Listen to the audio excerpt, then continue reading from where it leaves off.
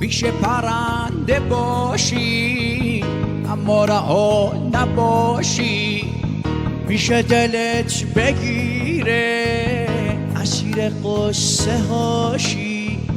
حالا که آسمونم دنیای تازه‌ای نیست، اون وقت جا بشینی مه گذشته هاشی.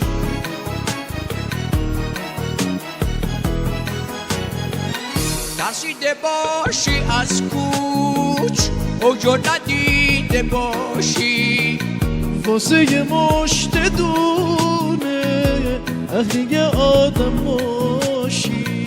تو شایه ها بمونی درگیر سایه هاشی، مفهوم زندگی رو از یاد برده باشی.